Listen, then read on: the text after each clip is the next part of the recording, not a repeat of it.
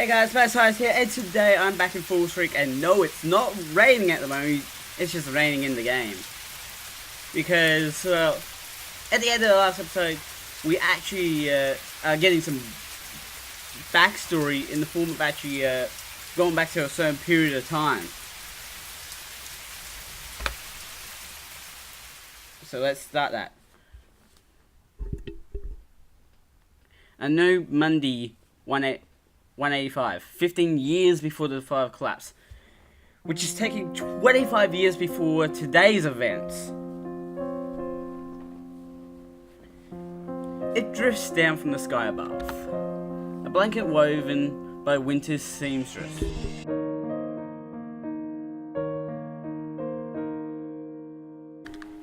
Sorry about that. I'm gonna put this phone on damn silent.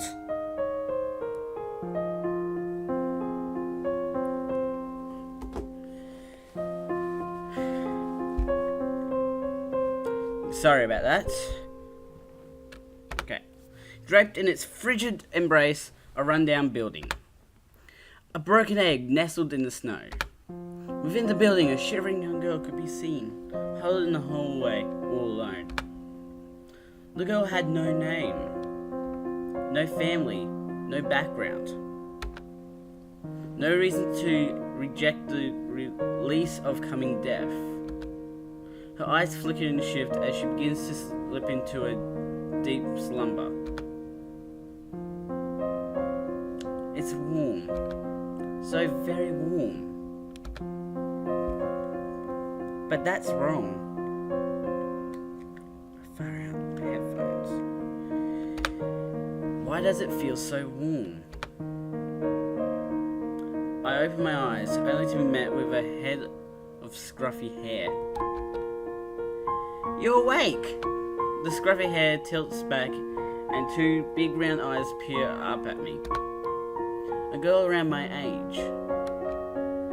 For some reason, she has snuggled up against me and wrapped her blanket around us.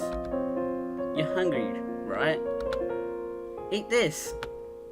Reaching into the folds of the blanket, she pulls out a loaf of bread and presses it against her lips. You don't want to choke a girl with, or anyone with food. You don't just shove it like, eat! My body reacts automatically. Bite, chew, swallow. I repeat the process until the bread is gone. Having filled my stomach, thought returns to me at last. Why? Why are you helping me? Why am I helping you? With a big wide smile, she answers me. Because I feel like it. There doesn't need to be any reason. For a moment, the world changes. I didn't know how to describe the change besides different. I'm gonna just quickly do something here. Just gonna move stuff around a bit. Put that up there. Nope. But it leaves a strong impression on me as it fades away. My name is Mallory. What's your name? I don't have a name. Eh? You don't have a name? Mallory makes a troubled face. Actually, I'm gonna put my microphone more here. But after falling silent for a while, she suddenly brightens up. Let's give you a name then. I was going to save this one for when I had a baby. But how about Amenae? Amenae? Anime? Wow. Amenae? Amenae is a pretty name because you should it to Amy. Amy means friend, you know. That's what Big Sis told me. Friend? Do you like it? I know it. Okay then. Nice to meet you, Amenae. Oh man, that name is gonna be weird to pronounce every time. I'm new at the orphanage, so I don't know anyone yet. But now I made my first friend here. Oh my gosh, we're bringing over the hoo-hoo. I don't know how to pronounce that. Mallory smiles bashfully. Mallory. Yes, Amy?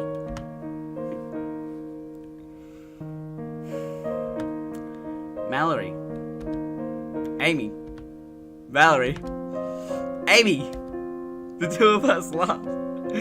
Oh my. I didn't have any real reason for calling her name.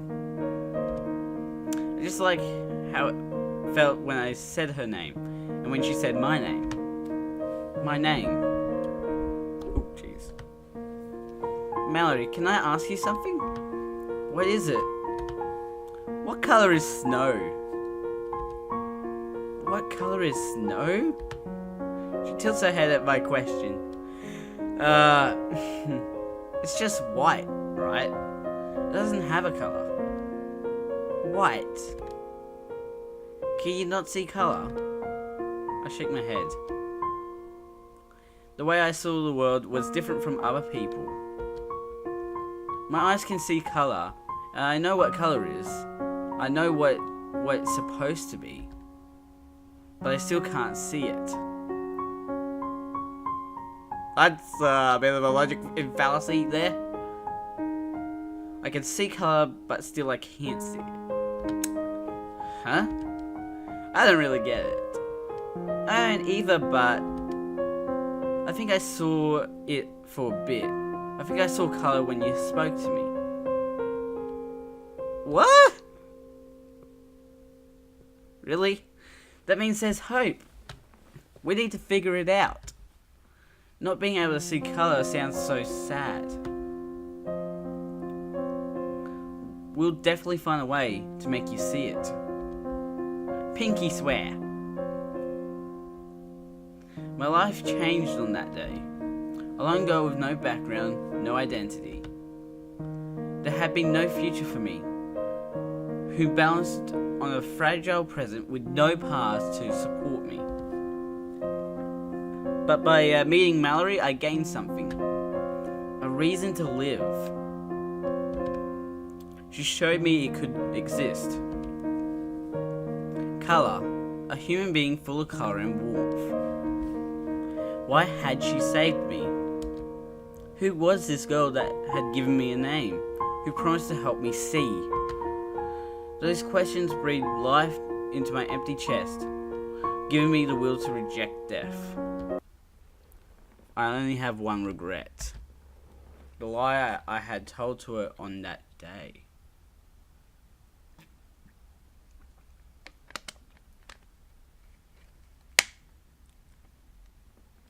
What lie? There's one color I can't see. Ooh. The color that flows from a person when their time has come. Oh, jeez. She's talking about blood, people. She's talking about blood. Back up. Back up. Beep, beep, beep. We're talking blood again. Come on. Go. It flowed from his throat. Oh! Oh! That is not right. A beautiful vivid hue painted over the monochrome canvas of the world. The colour was not as vibrant as when Mallory spoke to me, but filled me with an ecstasy that numbed my mind. More. I want to see more? You want to see more blood? Oh my gosh. Did you hear what happened last night, Amy? A boy slipped and fell in the kitchen. He was holding a knife and went straight through his Okay. Would Mallory be questioning that? Is that so? What was he doing in the kitchen? You're not supposed to go there after bedtime. He was a big kid that always took other people's food. They think he might have been trying to steal more since the lock looked like it had been chipped at with the knife. He took your food once, didn't he? Yeah, but he'll never do that again now. Oh, that is some heavily implied stuff. Oh my gosh. Amenae did that because he took Mallory's food. What? Amy?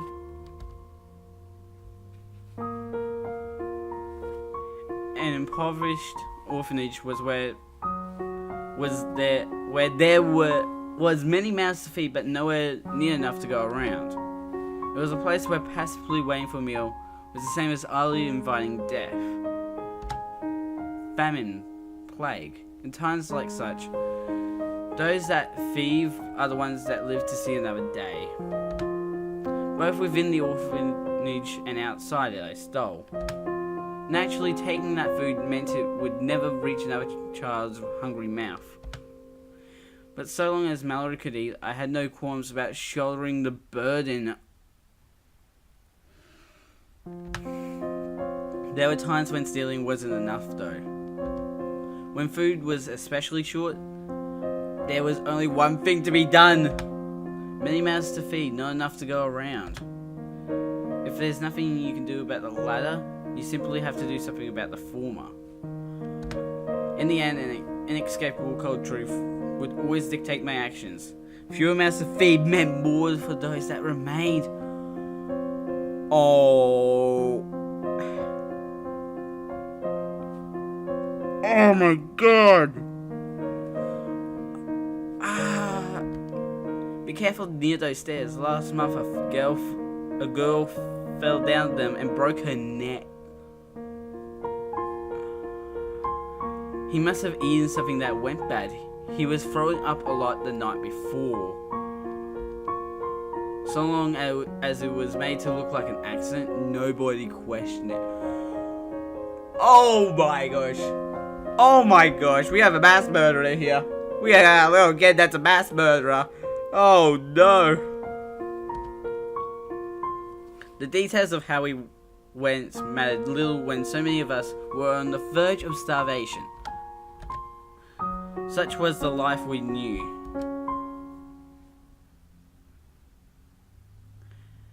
I know Monday, one night, 10 years before the fire collapsed. No, I don't like it.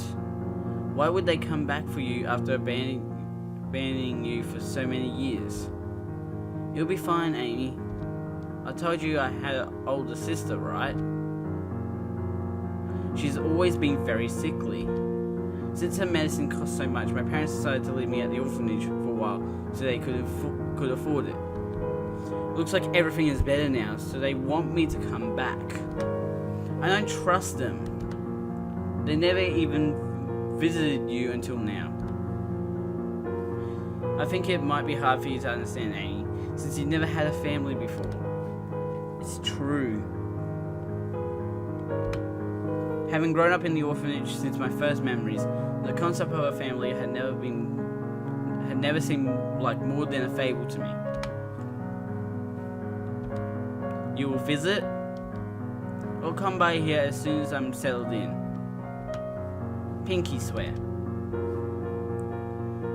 Weeks passed without me hearing anything from Mallory. I began to grow restless. The sleepless nights ate at my heart until I could no longer bear it. Taken to the streets, I searched fruitlessly without rest. Then one day, I came across a chance encounter in Succatrine's back alleys.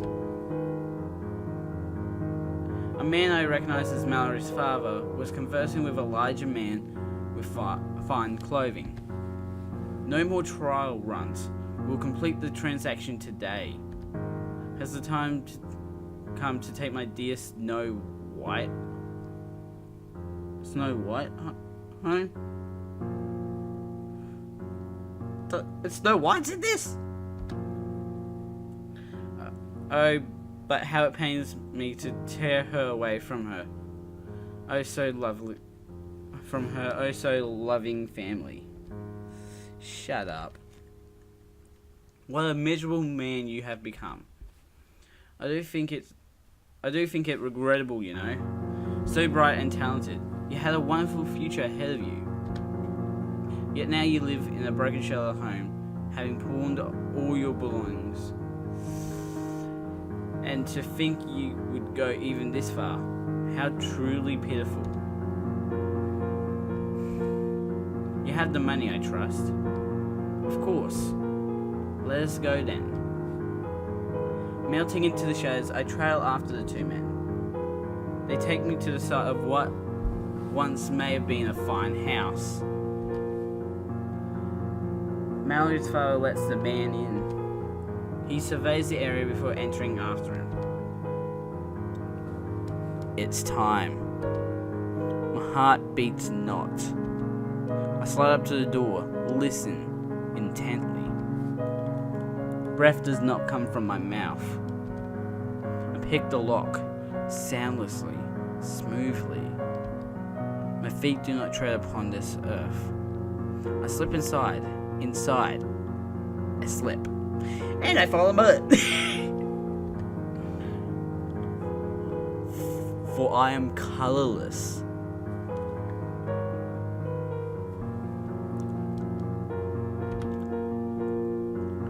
Oh no.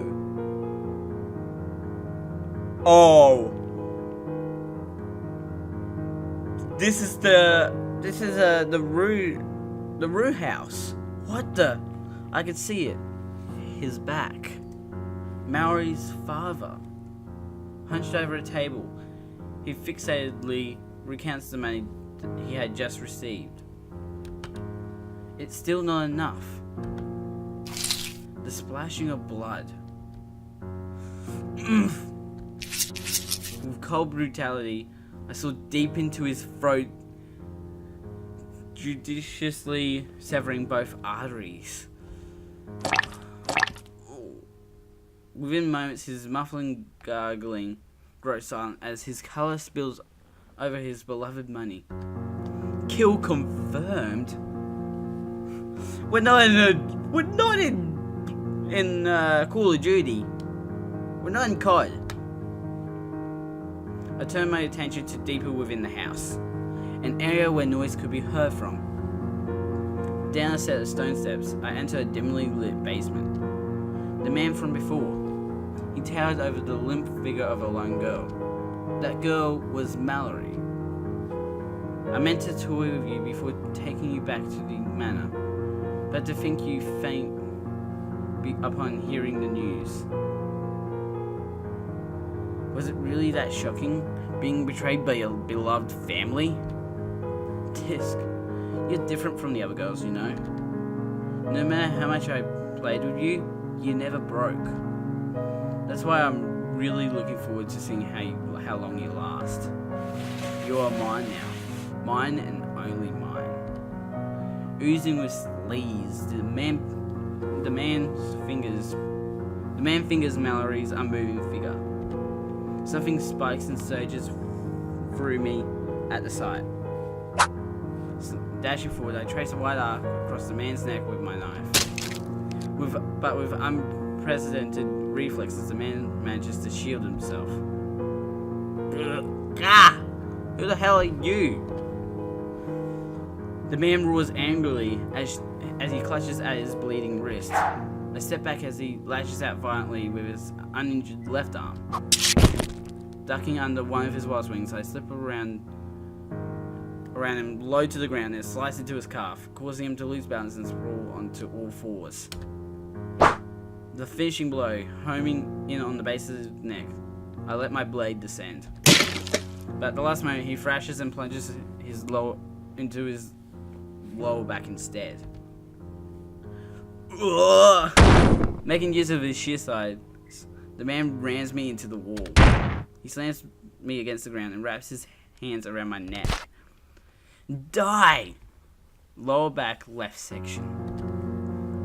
Arch my torso off the ground. I draw my right arm back as far as possible. Then I jam my fingers of my left hand deep into the wound on his wrist. Ugh. Gah! When his grip loosens, I muster all my strength and strike him as hard as I can, right under where the knife is embedded in his back. Twisting free of his weakened grasp, I kick out his injured leg.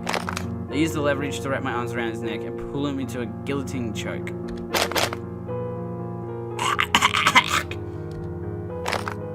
In a last-ditch effort, he tries to lift me into the air, but the close guard I apply, in conjunction with his calf injury, makes it impossible for him to gain a footing.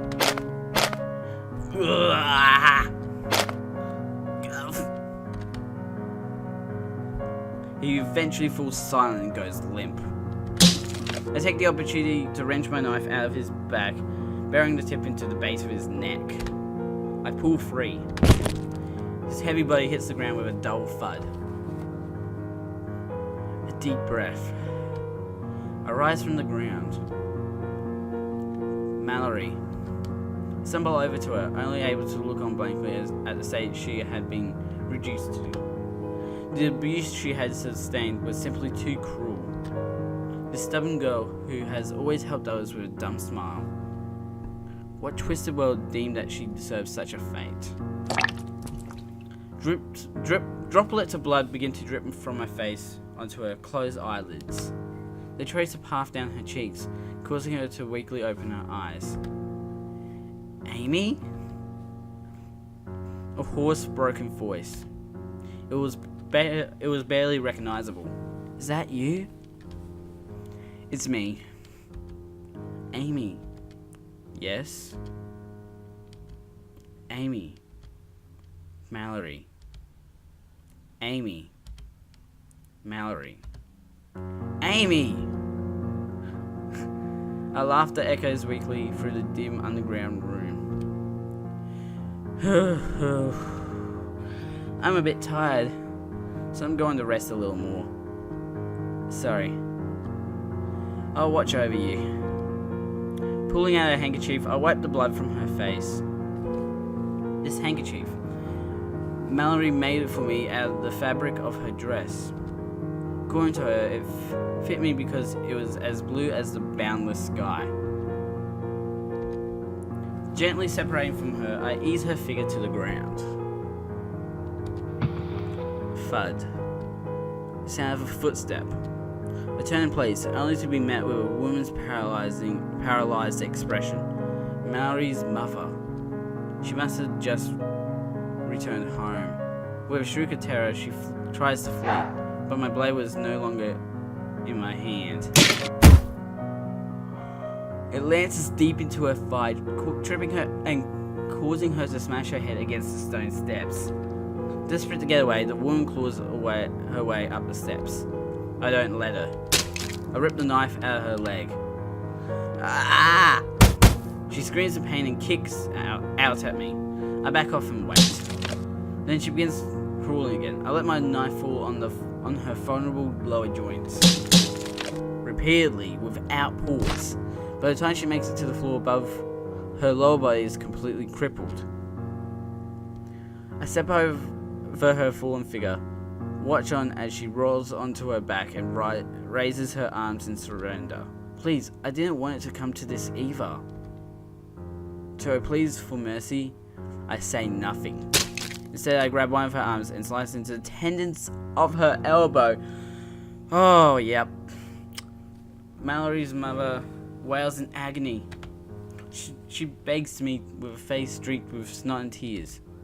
What do you want? Please, I'll tell you anything. What do you want? Answer me.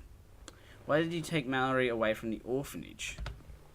We needed the money to pay for her sister's medicine. You told Mallory her older sister's condition had stabilized. We lied to her. Her condition actually got worse.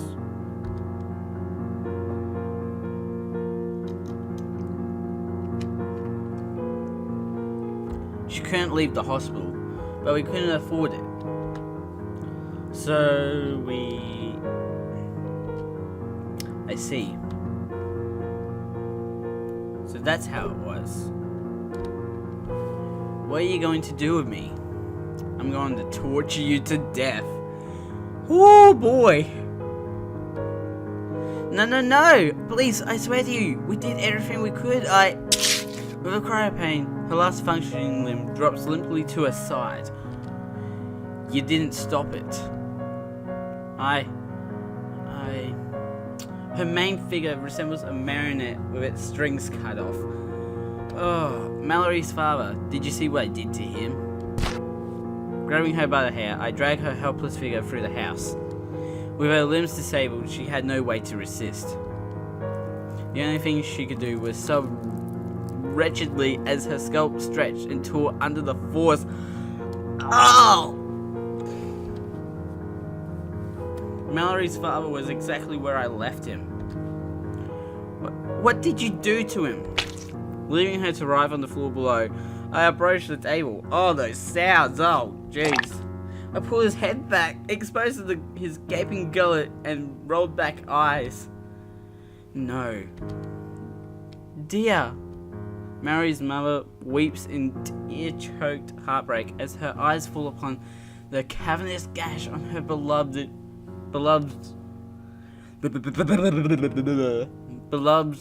throat. It's a shame I couldn't take my time with him. I glide over to her trembling figure and bend down, bringing my face close to hers. But it's fine. I whisper flatly into her ear. Because there's you. I turn to the kitchen cabinets. Begin rummaging through their contents. Kitchens are full of things you can use to torture people, you know. Mortar and pestle. It's ironic, isn't it? Kitchen shears. The heart of a home, where people go to nourish their bodies. A glass cup. It will serve you a fine last meal. Ooh, that was a good one. With the routine air of someone preparing supper, I smash the glass cup and begin grinding the shards to fine dust with the mortar and pestle. No! Don't tell me you're gonna make it eat round up glass shards. Please, you don't have to do this. My preparation is complete. I place the selected items down next to her. I wonder. Your neighbors should be used to hearing screams. Let's test it. Will anybody come? Mallory's mother shakes her head in warped denial as I press down on her with shears in hand. For example, a house from which screams erupted on a regular basis. If screams were to fill the air once more, why would anyone have any reason to care? Hysterical. Because this woman had stood by as her daughter cried out in vain. How it would never come for her own dying screams. Ah! I place her pinky finger between the shears. Squeeze down. Chop! Choppy! The tip comes flat off. Ah! Hick! My eyes take it all in. They lap up the freshly spilt blood. Lick and devour it. It's so vibrant. Even the color of people like her. Ah! Something twists and clenches in me at the sound of her screams. Had Mallory screamed like this, locked in that dark basement all alone, unable to get away, forsaken by the very one she trusted? with no hope of rescue or escape. Hey, please stop. Methodically working through her extremities, I switch to my knife and slice open her gut. I reach into her abdomen and pull out her bowels. I show them to her. Hi. But she shuts her eyes to avoid beholding the sight. How futile. Grabbing her head, I slice off her eyelids and force her to bear witness to her own split end. How do you slice off eyelids so perfectly that you uncut the eyes? Oh, god damn it! Ah! I watch on as her eyeballs gyrate and roll in their sockets, repeating a cycle of fading and awakening to the horror and pain. Oh my gosh! Ugh. Next, I slice open the tissue supporting her jaw and smash her nose in with the pestle. Ooh! I bring the mortar filled with glass down to the woman's lips. Now drink. Her nose crushed. She had no choice but to continue breathing through her mouth. Oh! No! Oh! Even as fine glass shards fell down her throat. Cough! That was an actual cough. I needed to do that one. In response to the foreign objects entering her lungs, her body automatically starts coughing. But that only causes the glass bits to burrow deeper into the delicate tissue. Blood begins to spew from her mouth as the glass tears her apart from the inside. Oh my...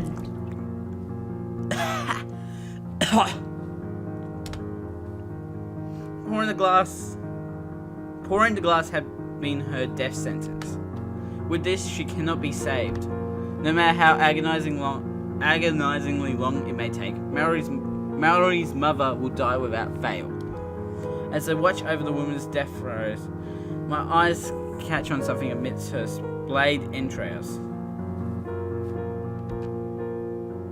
An organ that brings life into the world. Proof that one has given birth. A mother's womb. Fire sparks from my veins as I look upon it. I plunge my knife into the uterus. Over and over again. Why did I let her go? Why had I taken so long to realize? Why?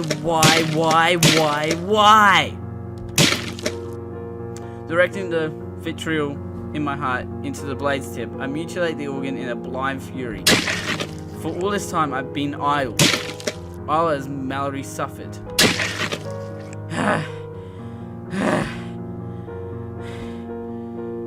Mallory's mother was no longer breathing, but the ire consuming me did not lessen. It's not enough. This boundless hunger within me. No matter how much I gorge, I can never sate it. The world will kill and eat. Supporting myself against the wall, I unsteadily rise to my feet. The world will kill and eat. This scene I had painted in my wrath. It's so full of colour. I've always been told, flowers are beautiful. Flowers are full of colour. It's true. When their petals have been spread all over the room like this, it's beautiful. After regaining my composure, I turn away from my handiwork. There was work to be done. Oil, rags, firewood. When everything is set up, I return to the basement with water and cloth. Mallory. Even when the marks on her body fade, will the scars upon her soul ever fully heal? I'll erase it all. Taking Mallory upon my back, I light the house on fire. As we leave the cursed place behind, I resolve upon something in my heart. This innocent girl, who's only ever helped others with a dumb smile. I won't let anyone hurt her anymore. Even if the world becomes my enemy, I'll stay by her side and protect her. That I swear.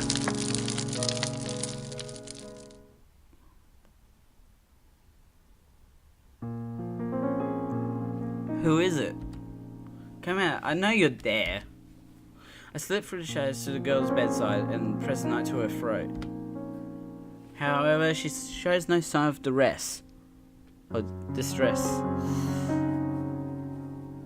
Please meet your acquaintance. My name is Fina. This girl. She did not fear death. Realizing that it held no weight, I lowered the knife. Mallory's older sister? That I am.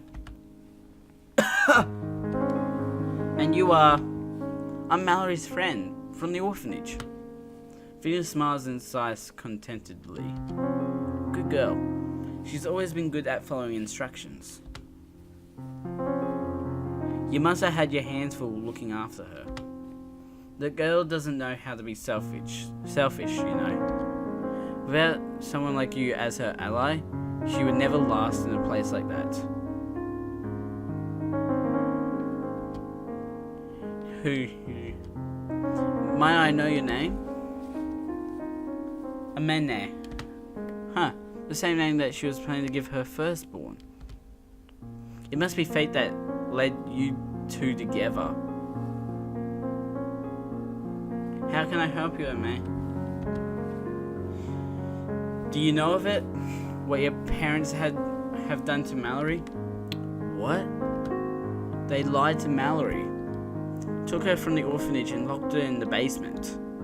Letting men rape and ravage her. They trafficked her over and over again. All for money. Money for your treatment. How could they? Fina's lips quiver. Her fingernails dug into her palms. Even though I told them so many times, just to let me die. She tries to rise, but the axe sends her into a hacking fit.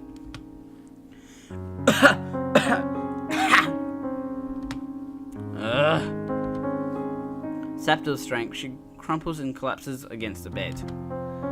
I have to stop them. There's no need. Your parents are already dead. Your house as well is nothing but ash. Fina goes quiet. She studies my face intently. It was not the reaction I expected. You are not angry? They fell by my hand after all. You did that all to protect Mallory? I see.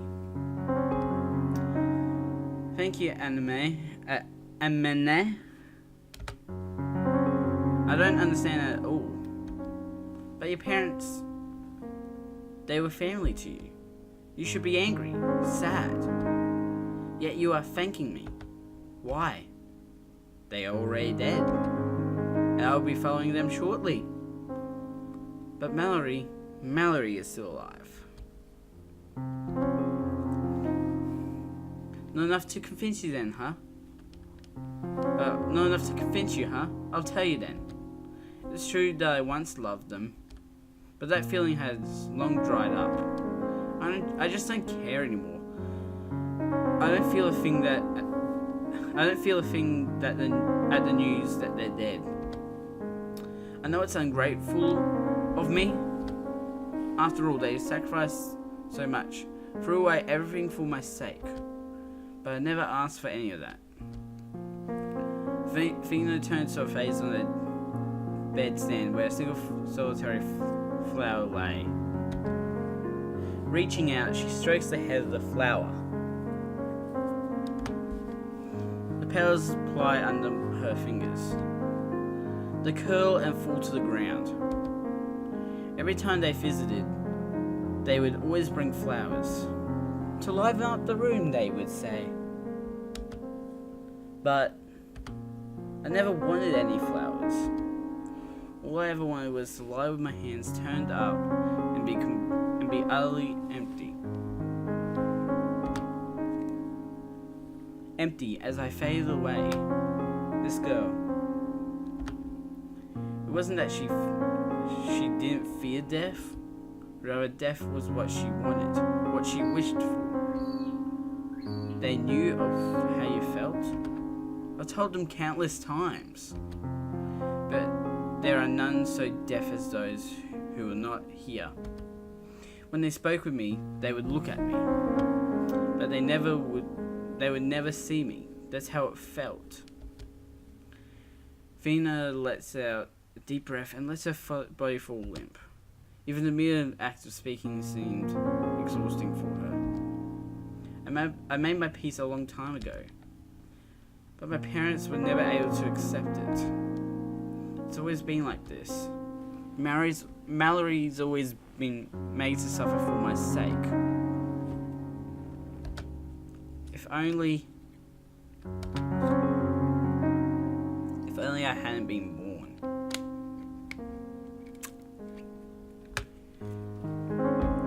A thin line of blood traces down Fina's cheek as she descends into a violent coughing fit again.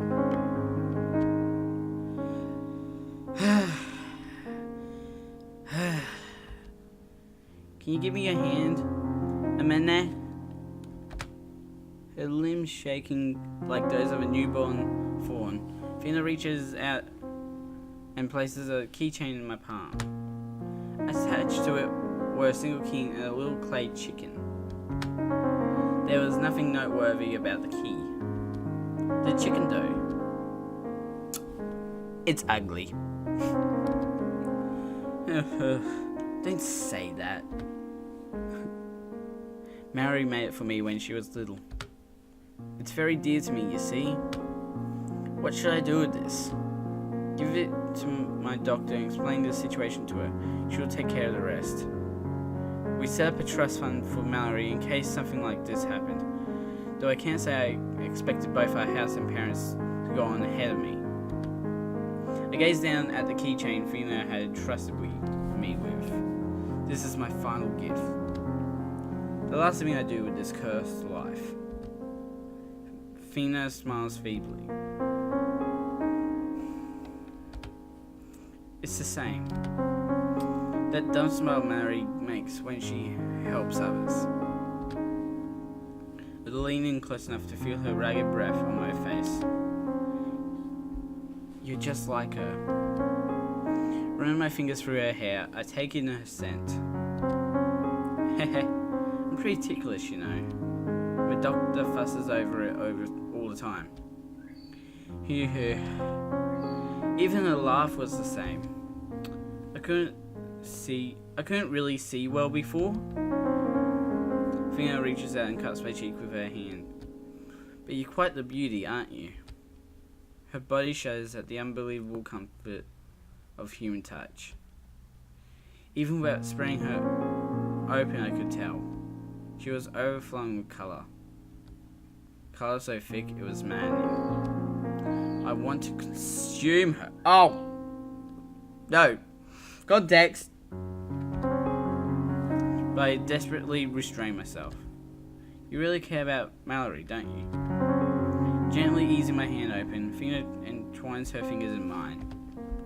It makes me so jealous. Her voice takes on a mysterious tone as she presses my hand against her chest. Can you feel it? The rise and fall of her chest, her rhythmic heartbeat. It's proof I'm alive, that I exist here and now. My mind goes numb as I gaze into her eyes, her wet lips overflowing with unspoken sentiment. Her pale skin dappled in blushing moonlight. Her frail smile, laden with fathomless longing. I want to make her mine. Being alive is so painful. It's the same for you, isn't it? I know, I can tell. Yet, even then, you continue to live on. Strongly, with all you love, or all you have. I can't stand it. It's not fair. It's not fair that Mallory gets to have you all to herself. Wrapping her arms around my neck, Fina draws me in close and whispers into my ear. So just for one night, let me have you to myself.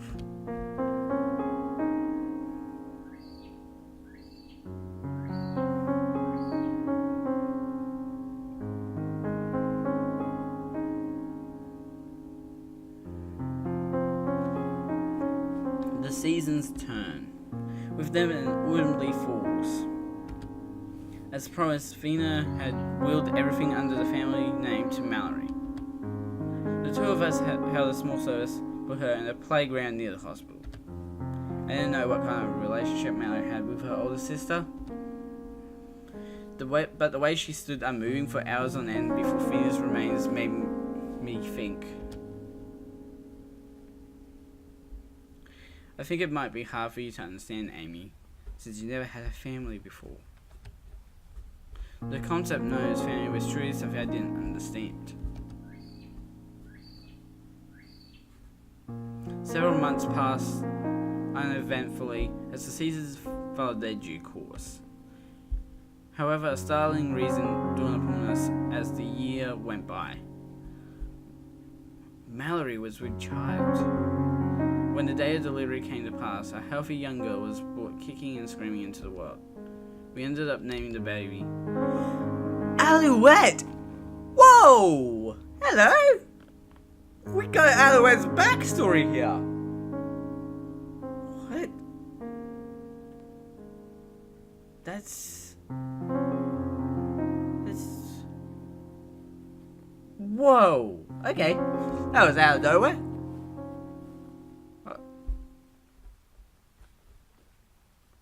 Amenae, Monday 200. Year of the Fire of Collapse.